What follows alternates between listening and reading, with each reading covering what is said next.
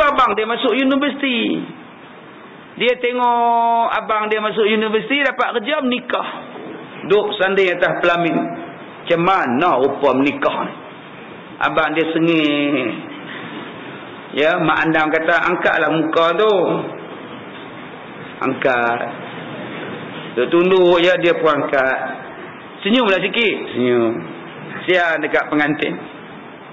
Orang suruh tengok ke tepi tingkap, dia pun tengok. Takkan belah kiri je, belah kanan pun nak tengok juga. Tengok. Kesian kat pengantin tu. Jadi macam orang bodoh. Orang suruh tengok depan, tengok. Orang suruh tengok sini, tengok. Sian kat dia. Sebab tu tuan-tuan, kalau tak mau bodoh, jangan bersanding. Walaupun profesor, kalau nampak bodoh tu bodoh juga tuan-tuan. Semuanya kena arah belakang. Senyumlah sikit. Janganlah senyum kuat sangat. Senyum slow. Macam mana ni?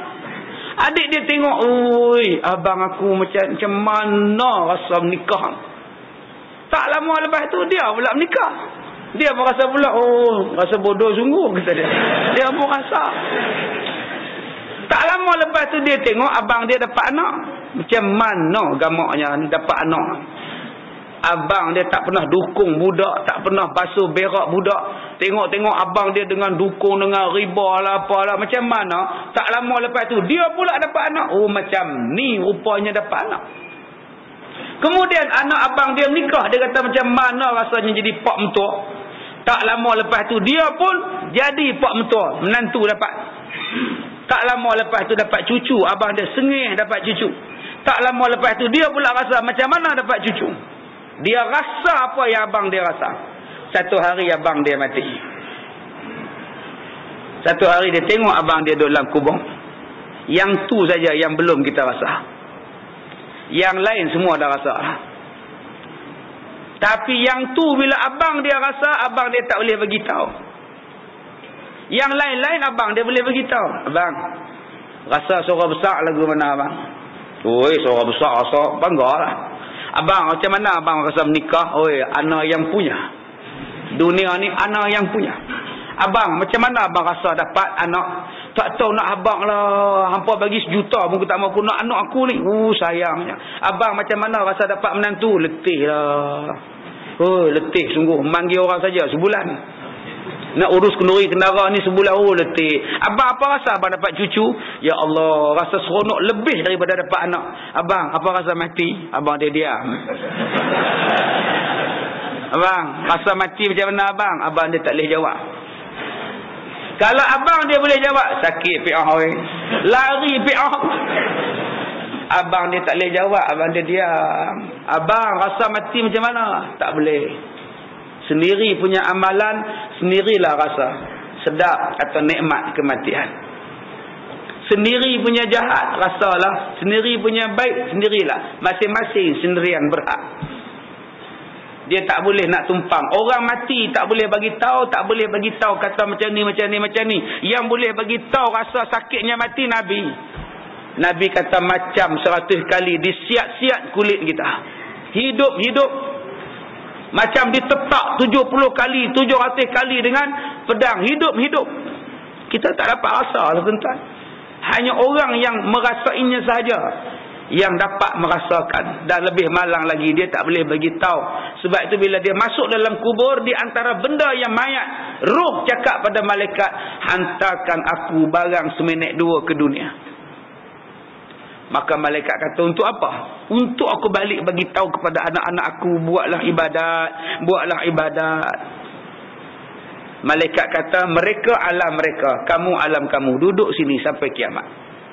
Kalau boleh roh-roh tu balik nak bagi tahu. Tapi dia tak boleh bagi tahu. Dan sebab dia tak boleh balik. Habis tu ustaz dia kata mayat balik, roh balik ustaz. Hari ke-40 balik. Tak ada yang balik tuan-tuan, dia pun sibuk. Ada yang kata balik pada malam Jumaat. Sebab tu kita baca Yasin. Tak ada tuan-tuan. Dia sudah duduk di alam dia. Kalau dia nikmat, dia tak ingat kita lah. Kalau dia azab, Allah nak balik nak bagi tahu ke anak, buat. Kalau kita dah tahu dah Nabi menceritakan macam itu, tak payahlah roh mak bapak kita balik. Sekaranglah kita buat ibadat. Sebab Nabi dah cerita soalan bocor. Buat je lah ibadat. Apa lagi tuan-tuan? Kita dah umur kita ni, apa lagi nak tengok televisyen? Apa lagi? Salah ke Ustaz tengok TV? Tak salah. Tetapi ibadat mesti lebih lama daripada tengok TV. Tuan-tuan tengok Hindustan 2 jam setengah. Boleh? Baca Quran 4 jam setengah. Lama je Ustaz. Untuk akhirat lebih lama pada dunia. Kalau begitu tengok TV setengah jam, baca Quran sejam. Baru betul. Tak salah tengok TV. Tambah TV tu pula tak pasang apa. Lagi tak salah. TV tu tak ada switch apa, fuse apa pun tak ada. Buka on, switch on pun tidak. Tengok TV. Lagi tak salah. Tapi sayang, kita duk tengok. Hari ni Rosyamno jadi hero. Besok dia berlakon jadi korporat. Lusa dia berlakon jadi anak dahaka. Duk tengok dia. Bohong belaka nama dia berlakon. Tapi kita tetap tengok juga. Kita duk tengok cerita Hindustan, sedangkan kita dah tahu kesudahan dia mesti hero menang. Tahu dah hero tu menang. Orang jahat mesti kena tangkap. Last kali Inspektor Sahab sampai. Confirm lah cerita Hindustan. Kita duk tengok pasal apa lagi? Tak payah tengok dah. Ultraman Taro tu mesti menang. Tak payah tengok dah. Tak payah tengok dah. Mesti raksasa tu mampu berkecai kena tembak dengan dia. Pangkar. Buang masa dah. Ultraman tu bodoh tuan-tuan. Bila raksasa muncul di tengah-tengah pekan kota Tokyo, dia pun terbit. Ini tahun 70-an kita tengok dulu-dulu. Hari keluar raksasa. Dia lompat, dia terajang, dia angkat. Tak menang-menang juga sampai lampu dia merah. Niklak. Tu nak habis power dah. Baru dia tembak. Kalaulah dia tembak awal-awal kan senang. Raksasa mengganas, Ultraman pun datang. Perak pangkar. Selesai kata dia. Ini tidak. Dia tolak jatuh bangunan, jatuh tali api, semua jatuh. Kelang-kelang musnah. Ini zaman kecil-kecil dulu tengok. Sebab tu saya tak tengok dah lah ni. Dulu kita tengok. Bila kena tipu tu tak mau tengok lah. Tapi kalau kita dah tahu dah benda tu tipu, duk cokoh tengok lagi, nama dia lara. Sia-sia. Jadi sekarang ni kita kena carikan masa kita untuk buat ibadat pada Allah. Sebab Allah Ta'ala kata bukan sia-sia hidup kita di dunia ini. Adakah kita ni sangka bahawa kita ni hidupkan Allah di dunia kita ni dihidupkan oleh Allah sia-sia? Abasa ni saja-saja ke tidak? Tidak. Ada tujuan, ada matlamat. Matlamatnya ialah untuk mengabdikan kepada Allah diri kita. Ya, untuk beribadah kepada Allah. Baik. Hadis ini ialah hadis yang hasan lagi gharib. Masalah ke-78. Banyak-banyak mengingati mati. Sesungguhnya dengan sepotong hadis dalam Masalah 77. Dalil atas bahawasanya Nabi menyuruh sekalian orang Islam biar sentiasa ingat akan mati. Kegemaran saya suka tengok gambar lama-lama. Gambar orang lama-lama. Bila saya pergi balik kampung ke, pergi rumah orang ke, ditunjuk album gambar tok nek kita dulu-dulu, saya seronok. Mereka tu pernah hidup. Mereka pernah hidup macam kita. Dan selepas ini kita akan menyusul mereka. Tu lagu Wali Bank. Lagu Wali Bank kan. Ya, tengoklah di sana, ingatlah di sana mereka yang berada di tanah. Kita juga akan menyusul mereka. Ingat sobat, ingatlah akhirat sobat gitu dia. Ingat kubur, tengok gambar, tonton tengok televisyen, tengok semua orang pernah hidup. Saya tengok cerita isi neraka 1960. Tengok macam mana kisah orang menentang Islam dalam cerita isi neraka. Semuanya mati habislah. Habislah. Saya tengok tu, ya Allah, mereka tu pernah hidup. Nyanyi lagu Can Mali Can hoi, Can Mali Can katipang payung, apa guna menjadi orang kaya kalau hati tidak riang dan ria, Lebih baik jadi macam kita, merompak, merayau, menyiksa. Oi, gitu deh. Chan Malichan kan cerita Samsing ni.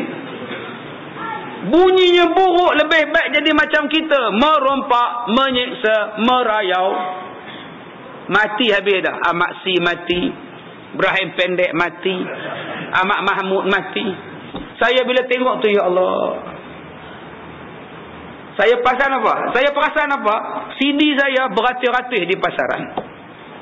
Bila saya mati, orang tengok, dah mati dah ustaz ni. Dulu mengajar, dah mati dah.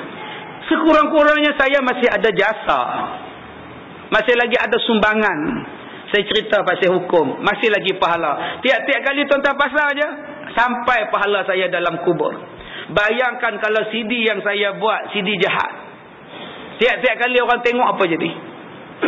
Sebab tu tuan-tuan, berbuatlah bakti. Berbuatlah bakti untuk kita sendiri. Habis tu ustaz, takkan kami nak jadi penceramah. Kami tak boleh ceramah ustaz. Bakti ni banyak. Jadilah pembakti. Tuan-tuan wakaf kitab ni. Pi photostat ke apa ke, pi wakaf tak di masjid. Lepas wakaf sebulan mati. Tiap-tiap kali orang buka, udah mati itu hajinya wakaf ni. Itu yang saya tak berani wakaf ustaz. Takut sebulan lepas tu saya pula. Saya bagi contoh aja. Dengan tuan-tuan tak mau wakaf mula. Supaya semua orang ada kitab, dapat pahala tuan-tuan. Itulah amalan kita, itulah pembaktian kita. Baik, sesungguhnya dalam tadi dia kata sudah maklum bahawa mati ni semua orang pasti rasa, lambat cepat awal dulu, susah senang. Ada yang mati dalam tidur, ada mati tengah kuliah, ada mati tengah kerja, ada mati tengah makan, ada mati tengah jahat, ada mati baru rompak bank, baru rompak mati. Ada yang mati dalam keadaan sedang derhaka pada mak, ada yang mati sedang jaga mak, ada yang mati aksiden. Ada 99 cara mati. Tuan-tuan buka dalam kitab Baharul Mazi jilid 18, katanya ada 99 cara mati. Dan cara mati yang last kali ialah mati kerana tua. Kerana tua mati juga. Jantung tak sakit, darah tinggi tak ada, kencing manis okey. Semua tak ada. Saya ustaz, so far so good. Okey ustaz, sakit tak pernah ustaz. Alhamdulillah. Tak tahulah bila nak mati ustaz. Tak mati-mati lagi. Dia mati dengan tua. Habis cerita. Dan kalau kamu selamat dengan satu jalan kematian, kematian yang lain akan menunggu jalannya. Tuan-tuan bawa kereta, four wheel drive, bawa laju ni, pam, rempuh pokok, keluar selamat, airbag semua keluar, kiri kanan atas bawah airbag keluar. Orang pun tolong buka pintu. Okey awak, okey go, don't worry, okey, thank you. Airbag ada, dia pun keluar elok. Alhamdulillah, syukur, alhamdulillah, selamat. Janji nyawa selamat, kereta boleh ganti, nyawa tak boleh ganti. Dia lupa pokok tu nak patah. Dia langgar pokok tu tumbang. Bam, timpa dah. Dia mati kena timpa dengan pokok. Bukan mati aksiden. Itulah bandingan mati. Kalau kamu selamat dengan satu jalan, jalan lain menunggu kamu. Jaga-jaga tu tuan-tuan. Jangan kita rasa bila kita selamat daripada satu kematian, kita dah bebas, lepas. Tidak. Kematian cara lain pula datang. Yang ni yang kita takut. Kita tak boleh yakin yang kita boleh hidup sampai besok. Kita tidur tak lagi, mungkin kita tidur terus. Tidur selama-lamanya. Jadi yang ni yang kita kena ingat. Bila kita ni nak mati bila-bila masa, apa kita kena buat? Dia kata, ingatkan mati supaya kita kurang tamak, kurang haloba atas mengumpulkan dunia. Kamu ni kerja sampai semayang pun terlepas. Kamu tak ingat mati ke? Kamu ni keluar pagi-pagi, balik malam-malam, semayang tidak, mandi tidak, semayang Jumaat pun kamu lebuh. Kamu tak ingat mati ke? Dan supaya menyempurnakan apa-apa ketentuan Tuhan dengan cukup sempurna, sebelum kita mati tuan-tuan, kita kena buat satu perkara. Apa perkara dia? Tidak ada seseorang pun yang ada kaitan dengan kita selepas kita mati untuk mendakwa kita di hari kiamat. Ini benda yang tuan-tuan kena buat. Bila kita meninggalkan dunia nanti, tuan-tuan tidak ada masalah dengan orang lain. Siapa yang mati macam itu, alhamdulillah, dengan isteri reda. Tak ada salah suami. Suami saya ustaz, bagus ustaz. Dia reda dengan saya dan saya reda dengan dia. Dia tak pernah abaikan saya ustaz. Sebab itu saya seronok saya dapat suami macam ini. Tanya pada anak-anak, bapa saya adalah bapa paling cantik, paling bagus sekali dalam dunia. Bawa kami semayang, mengajar kami semayang, mencukupkan makan kami. Saya puas hati dengan bapa saya. Tanya mak bapak pula, anak-anak saya yang mati ni, anak saya ni anak paling baik sekali. Tanya pada jiran pula, tak dapatlah cari jiran macam dia. Cukup bagus, cukup baik. Tanya pada jemaah dia, jemaah masjid, tuan haji tu macam mana? Allahu Akbar. Kami ni bila dengar dia mati, rasa luluh hati kami. Semua diam, dah meninggal, semua diam. Innalillahi wa inna. Hari itu semua tak menyembang, balik-balik habis sembahyang terus balik. Hati ni semua. Dulu lepas sembahyang menyembang juga, bila dengar dia mati balik rumah menung. Nampaklah. Tanya pada rakan-rakan seofis dengan dia, Allahu Akbar. Dia ni Allahu Akbar. Semua kata bagus. Orang macam ni tuan-tuan, ke mana tempat dia? Tapi tuan-tuan kalau mati, macam mana kak suami? Alhamdulillah, eloklah dia mati pun. Hidup menyusahkan orang. Saya bila dia mati tu lega rasanya. Maknanya tak betul. Tanya pada anak-anak, macam mana bapak kamu? Daripada dia hidup biar dia mati. Macam mana tanya makcik, anak makcik mati? Eloklah. Dia tak lalu bela. Daripada kecil sampai ketua, bela dia aje. Kalau macam ini habislah. Tanya pada orang jiran dia, eloklah. Tak adalah, dah hilang. Tak ada hilang lagi lah buah pelam kami. Dulu asal ada buah pelam hilang. Asal hilang dia lah ambil. Tanya pada jemaah surau, elok ke dia? Macam mana dia? Allah, dia mati, lega lah. Kami pun tak tahu macam mana nak suruh dia balik. Dia mati ni elok lah. Duduk dalam masjid ni habis rosak. Dia kacau orang sana, dia jolok orang sini, dia jolok orang sana, sampai kami pecah belah. Dia mati ni mudah-mudahan aman masjid kami. Kalau begini rupanya kematian kita, kubur tidak meraihkan kita. Tetapi kalau mati cara yang pertama, kubur kata apa? Ahlan wa sahlan wa marhaban bikum. Oh, sampai juga tetamu aku. Dulu aku nengok kamu aja. Lalu bila nak datang juga kamu ya. Kubur cakap. Kubur dakak macam kita ni menyusu anak. Tuan-tuan cuba tengok mak menyusu anak macam apa dia. Peluk anak. Nampak? Peluk anak. Tengok sambil main rambut anak. Lebat rambut. Sayang nak cukur. Sayang sambil duk gendong. Pak pun jealous tengok mak nyusu anak.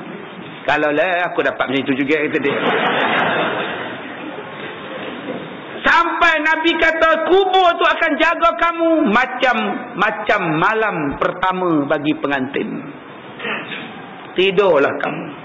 Alhamdulillah. Tetapi kalau kamu tidak dialu-alukan, apa jawab kubur? Kata dia. Dulu.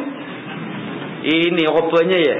Dulu atas dunia bongkak, sombong, macam tak mati. Sekarang mari masuk juga kamu ya. Dipijaknya kita, dihimpitnya kita sampai belaga tulang rusuk kita. Kalau yang itulah tuan-tuan, apa lagi boleh buat? Sebab itu pintu taubat masih terbuka. Ucapkanlah astaghfirullahalazim. Ingat mati, ingat sakit, ingatlah saat kau sulit. Ingat hidup cuma satu kali. Nampak? Minta buat tuan-tuan.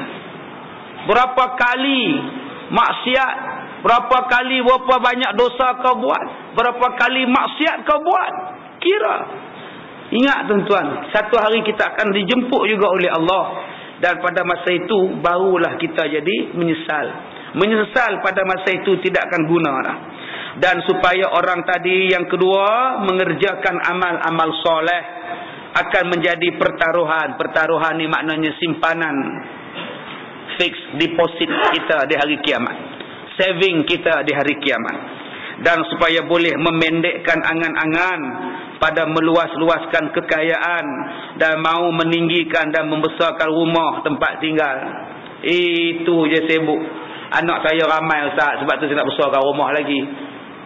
Ramai ni sementara belum masuk asrama. Dah masuk asrama, kosonglah rumah. Ramai ni sebelum kahwin, dah kahwin besok, tinggal kamu berdua je. Sekarang kamu sibukkan untuk mengerjakan ibadah. Ada orang yang sibuk mengerjakan kereta je. Dia polish kereta dia lebih lama daripada dia polish bacaan Quran dia. Bacaan Quran dia berkarat. Taknya betul makhraj sifat huruf. Taknya betul tajwid, dia tak nak polishkan. Semayang dia tak nak polishkan. Sepatutnya kita dah nak masuk Ramadan ini, semua ibadat kena polish. Dan benda yang kena polish nombor satu ni, hati. Hati tu kena bersihkan dulu. Ramadan dah dekat. Sebab Nabi kata manusia yang celaka tu ada 3. Salah satu yang celakanya ialah orang yang masuk di dalam bulan Ramadan, berada di dalam bulan Ramadan sehari ke sehari, minggu ke minggu, sampailah sebulan. Bila dia keluar masuk bulan Syawal, Allah belum lagi menghapuskan dosanya. Itulah orang celaka. Sepatutnya Allah dah hapuskan dah. Tapi pasal dia hati busuk. Masuk dalam Ramadan, dosa dengan mak bapak ada. Masuk bulan Ramadan, tak minta ampun dengan anak isteri, anak suami tak minta. Puasa-puasa, bantah suami. Puasa, baca Quran, tadarus, tapi jerkah suami. Jerkah lah Ustaz, suruh bagi sahur pun tak bangkit. Orang dah masak dah, bangun makan aja. Tak bangun, nyampah. Allahu Akbar. Sabarlah, suami mengantuk. Dia tengok Piala Dunia macam mana. Sekarang Piala Dunia wanita pula. Dulu laki-laki dah wanita pula. Tuan-tuan susah apa? Agak-agak dia tak bangun tidur, ambil air siram. Tak pun masak dalam bilik tu. Tak pun makan sahur dalam bilik tu. Tak ada masalah apa tuan-tuan. Jangan jerkah-jerkah. Ini panggil suami tu, "Oi, bangunlah. Oi." Mula-mula panggil abang, tak bangun. "Abang, bangun abang." "Hoi," baru bangun. Sial suami dia nama Hoi. Jangan. Biar kita dalam keadaan jadi terbaik sekali. Jangan dalam bulan Ramadan duk teringat makan lagi. Orang teringat ibadat, dia teringat makan. Jangan dalam bulan Ramadan ni masih lagi ada sifat hasad, dengki. Habiskan tuan-tuan. Sebelum masuk Ramadan ni, bersihkan hati kita. Tidak ada sifat hasad. Tidak ada lagi sifat dengki-dengki. Biar kita masuk dan kita berenang dalam bulan Ramadan dengan penuh tawaduk. Man shama Ramadanan imanan wahtisaban. Dengan penuh keimanan, dengan penuh pengharapan, penghisaban. Allah ampunkan dosa-dosa kita. Baik. Masalah, ingatkan azab kubur. Sesungguhnya kubur itu ialah tempat turun seseorang yang meninggal dunia ini. Tempat mula-mula turun ialah kubur. Namanya malam pertama di alam barzakh. Ya, malam pertama di alam barzakh. Kita tuan-tuan rasa-rasa malam pertama ni lepas ke tak lepas ni? Tahu lah. Masing-masing balik rumah menung. Saya kena menung, tuan-tuan kena menung. Balik menung, ya Allah, kalau aku mati malam ni agak-agak lepas dah, ya Allah. Tak lepas, pilih taubat. Pintu Allah, pintu taubat terbuka. Jangan termenung yang lain. Kita banyak termenung lain. Hutang. Hutang tu. Teringat. Sebab tu Nabi kata jangan hutang. Hutang ni menjadikan kita hati tak tenang. Sekarang ni semua orang tak tenang pasal hutang. Semua orang jadi penakut pasal hutang. Cubalah tuan-tuan tak ada hutang. Tuan-tuan mesti berani. Tuan-tuan akan hidup dengan tenang. Tapi pasal hutang tu menjadikan tak tenang. Tidur atas tilam pun tak tenang. Abang, tadi kok memok telefon. Tilam kita dah 2 bulan tak bayar. Kalau minggu depan tak bayar, dia ambil bang. Malu bang, jalan-jalan tengok bang. Rumah kita rumah pangsa pula, apartmen pula bang. Nak turun lift, nanti orang tanya, kenapa angkat tilam ni? Tak bayar, malu bang. Aduh. Lebih baik kita tidur atas toto pun tak apa, daripada tidur atas tilam yang hutang. Tidur atas toto tak berdosa. Yang berdosanya tidur atas spot toto. Tidur atas toto tak apa, tidurlah tuan-tuan. Baru RM50, RM60 cari hak tebal sikit. Abang, tak ada tilam ke abang? Duit tak ada, toto ni pun okey lah pak. Janji tak ada hutang, tenang hati. Sekarang semua hutang, tengok kereta hutang, sehati tengok televisyen hutang, tengok anak sekolah hutang, budak universiti keluar universiti hutang, banyaknya hutang. Tengok bil saja sebulan dekat 40 bil. Daripada indah cantik, water cantik, sampailah kepada bil telefon, bil astro, bil itu, bil ini. Ya Allah, banyaknya hutang. Kita hidup dan bekerja hanya untuk bayar hutang. Kalaulah kita tidak berhutang, banyak ibadat kita boleh buat. Tapi kita terpaksa bekerja keras kerana nak cover hutang. Sebab tu Nabi pesan, kalau boleh elak-elakkanlah hutang. Kalau nak hutang, hutanglah secara Islam. Jangan mudah-mudah berhutang. Tuan-tuan ingat glamour ke pakai kad kredit? Tak glamour. Orang miskin je pakai kad kredit. Tak ada duit berhutang ke orang. Cuba tuan-tuan henakan budaya hutang. Ini duk bangga pula, ada 100 kad kredit. You nak yang mana? Menong cashier tu, semua boleh encik. Cuba tuan-tuan henakan budaya-budaya berhutang. Lama-lama, kesian kamu ya, beli barang RM40 pun hutang. Kamu miskin ke? Tak banggalah tuan-tuan, kredit kad tak banggalah. Bangga apa hutang? Isi minyak hutang. Tuan-tuan ingat bila tuan-tuan jolok dekat mesin minyak, tuan-tuan ingat mesti orang tengok aku pakai kad kredit. Tak lah. Orang kata, "Pak, sial kawan tu miskin, pak, hutang, pak." Tuan-tuan ingat tokek mesin minyak tu seronok ke? Allah, kredit kad pula dah. Satu kerja pula dia nak pergi claim tak tu. Dia lebih suka dengan cash lagi. Jadi cuba kita ubahkan budaya-budaya hutang ni menjadikan satu budaya yang hina pada kita. Tapi sekarang kita hiaskan budaya-budaya ni jadi hebat. Bila nak hutang jadi hebat. Yang tu yang kita akhirnya terlepas berbuat ibadat. Kerana hidup kita bergelumang dengan hutang. Dah nak habis dah kereta tu. Lagi setahun lagi dah. 7 tahun hutang. 6 tahun dah bayar. Tinggal setahun lagi dah. Bunyi sikit. Bila kono tu bunyi krak. Sudah. Lagi kono pula krak. Ni apa pula ni? Tukarlah abang. Kita trade in yang ni. Anak kata, ayah, tukarlah ayah. Ambil yang besar sikit. Alphard. Boleh juga. Nanti ayah tanya dekat kedai, berapa dia nak kereta ni. Nanti kalau tak cukup, kita top up lagi. Kalaulah dia repair sikit yang krek tadi, dia boleh pakai lagi. Akhirnya dia trade in kereta tadi, dia sambung hutang 9 tahun. Padahal dia dah habis 6 tahun dah. Tanya dekat tokek, boleh dapat loan ke ini Alphard? Ayah, boleh lah. Kita kasih boleh jugalah. Akhirnya dapat. Kalau lu tak mau sekarang, kalau lu mau ini kereta, sekarang lu jangan angkat 5 tahun. Lalu itu kasih tinggi punya bulan-bulan kan. Sekarang you kasih panjang 9 tahun. 2,400 kalau 7 tahun 2,400 ya. Sekarang kalau lu angkat itu 9 tahun 1,600 saja. Boleh juga ya, nampak. Tadi 2004, kamu panjangkan 9 tahun, turun 1,600. Dia nampak 1,600, dia tak nampak. Lagi 2 tahun nak kena tambah. Akhirnya sampai ke pencen, belum habis hutang dia lagi. Kalaulah dia fikir betul-betul, kalau aku sabar sikit, lagi setahun dapat geran dekat aku. Tak fikir dah masalah kereta. Sampailah kereta ni rosak teruk, aksiden dan sebagainya. Barulah mendatangkan ketenangan kepada kita. Tapi masalah kita hari ni tawaran-tawaran. Kita tengok orang lain pakai, kita tengok orang ni buat, akhirnya kita buat. Bila kita tiru dan kita ambil apa yang mereka buat, kita tak mampu akhirnya kita akan kekurangan dan kehilangan.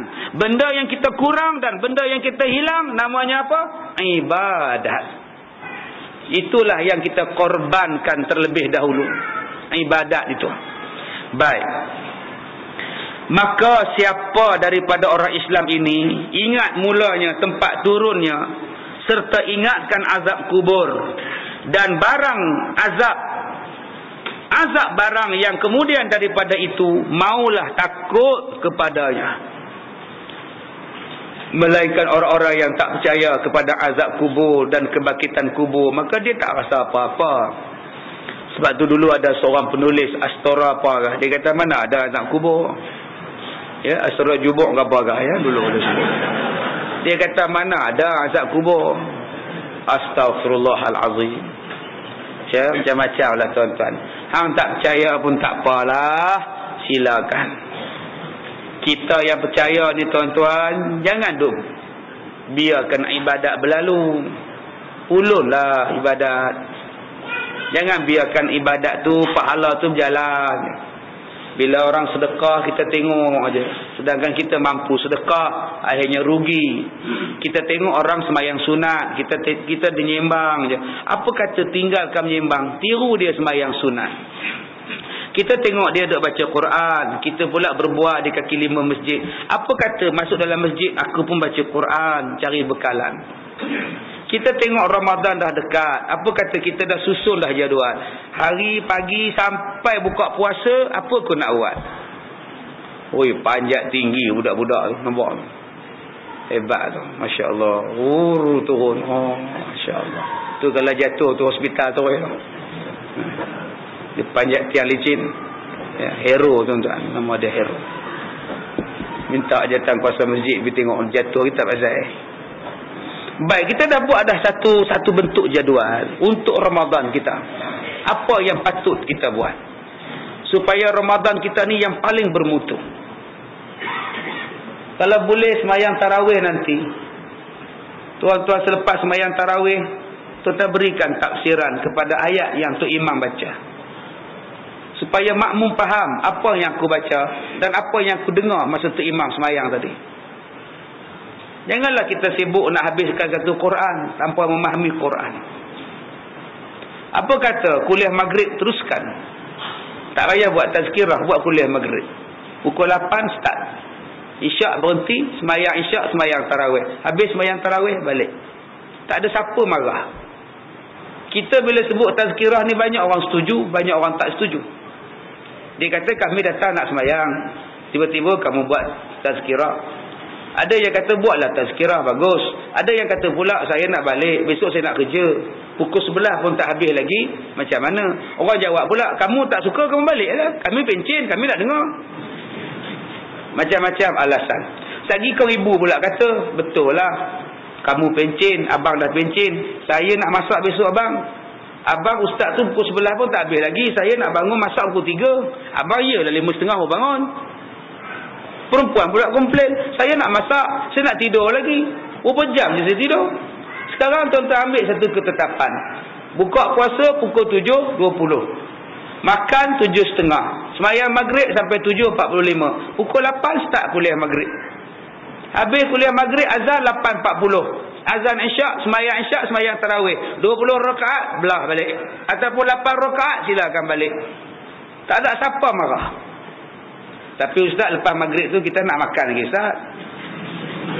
Banyak benar ke makannya? Tak kenyang-kenyang lagi. Yelah ustaz, bayangkan saya tak makan sejak pukul 5.40 pagi ustaz. Sampai tadi 7.20 baru makan ustaz. Lepas mayang pun boleh makan. Kalau nak buat tazkirah juga, yang pentingnya ialah orang tak marah. Yang pentingnya boleh beribadat dengan senang. Yang pentingnya dapat pahala. Yang pentingnya ialah dapat pahala itu. Jadi cari jalan yang terbaik. Orang yang percayakan azab kubur, maka dengan sebab itu takut, dengan sebab takut itu bersedialah ia dan beramal ia akan amal ibadat yang menolakkan dia daripada azab kubur dan azab negeri akhirat. Kita kena tolakkan dia dengan ibadat-ibadat kita. Kerana turun di dalam kubur dengan tiada amal ibadat adalah turun ke tempat azab dan derah. Kita tengok kena pijak pun kita rasa dera lah. Mayat tu diturunkan. Lepas diturunkan, tanah perlahan-lahan dikambus. Daripada nampak kain sampai tak nampak kain. Daripada orang yang duduk dalam kubur, dia bangun lompat. Bangun din. Dia pun lompat. Tadi dia yang sambut mayat. Dia turunkan mayat. Lepas tu dia ambil tanah-tanah. Dia tutup tanah pelan-pelan. Lepas tu dia pegang tikar. Orang pun sodok tanah. Sampai pada satu tahap, dia pun tinggalkan si mati. Ada dia tinggal sekali. Tak apa din. Aku ada. Kita sama din. Kita sama. Hidup semati din. Tak ada paksa lah. Dia tinggal 3 tikar tu dia tinggal sekali. Lepas dia naik di atas, dia kambus. Dia pijak pula. Kita yang tengok tanah tu dimampatkan dengan jalan dipijak tu pun kita rasa apa? Allah. Lepas tu kita pun baca talqin. Kemudian kita pun baca doa. Dalam hati kita kata apa? Apa kita rasa? Habis lah kawan aku. Habis. Tak ada. Duk menung. Semalam pergi kuliah dengan dia. Hari ni tak ada. Semalam duk sebelah dia dekat tiang. Sudah. Jaga-jaga yang pada tiang. Berapa ramai yang menung. Alhamdulillah Rabbil Alamin. Salam orang sebelah. Habis dah sahabat kita. Seorang hilang.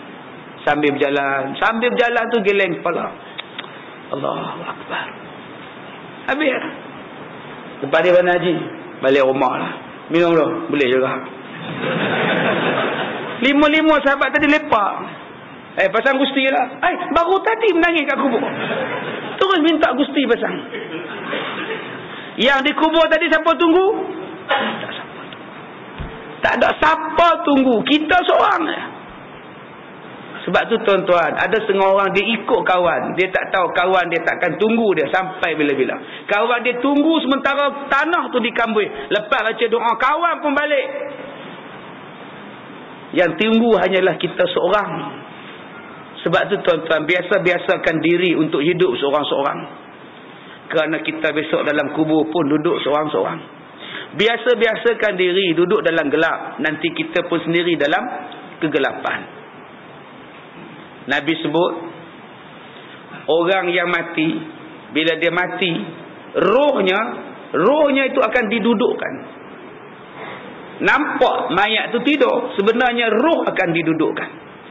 Dia duduk tuan-tuan. Soal muka nakir ni bukannya tidur. Mayat tu, roh tu akan didudukkan. Jangan tuan-tuan bayangkan dia tu akan tidur. Malaikat mari dekat dia. Marrab buka. Tak. Dia akan duduk. Didudukkan. Dan ketika dia didudukkan itu, anak-anak dia belum balik. Masuk aja dia, orang kambuh dia pun duduk. Anak isteri belum balik. Malah kata Nabi, dia akan bercakap dengan anak-anak dia. Mana Man?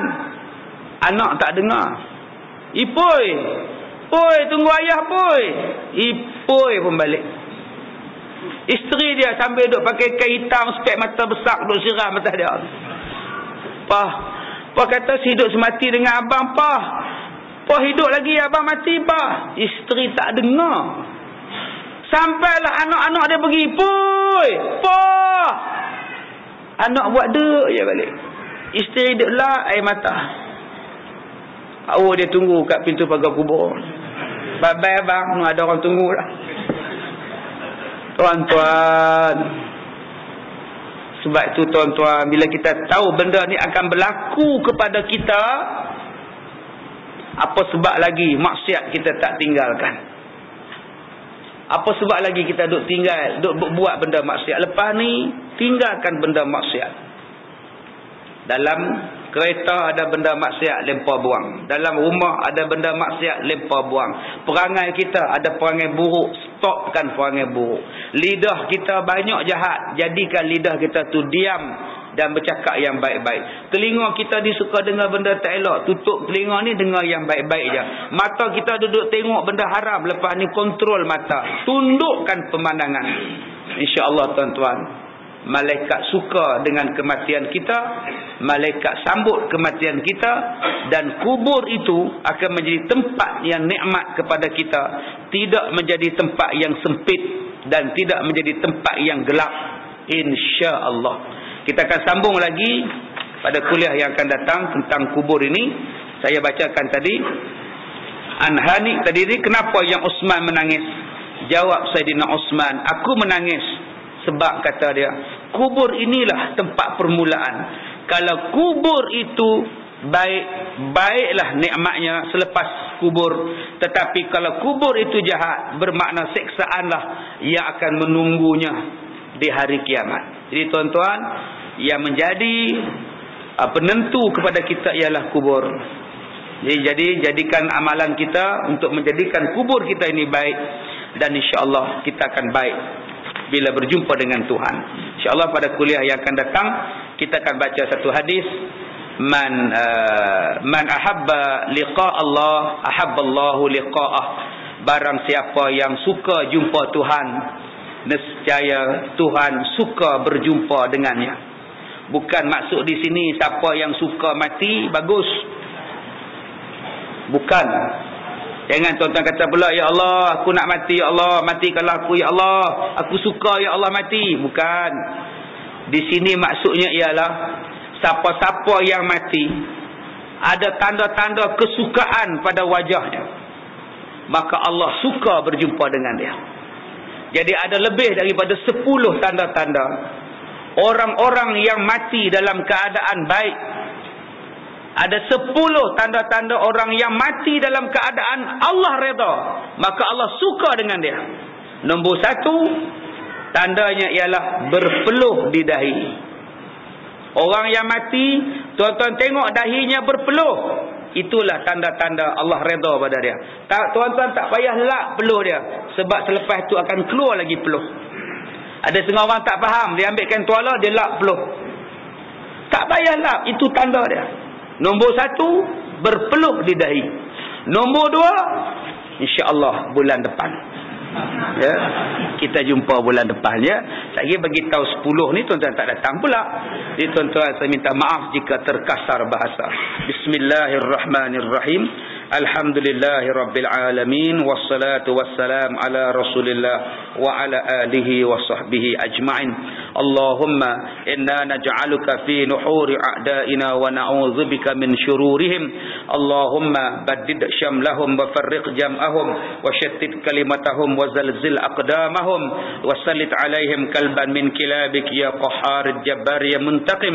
Allahumma ya munzilal kitab wa ya mujriyas sahab wa ya hazimal ahzab ihzimhum wansurna alaihim walhamdulillahi rabbil alamin. Assalamualaikum warahmatullahi wabarakatuh.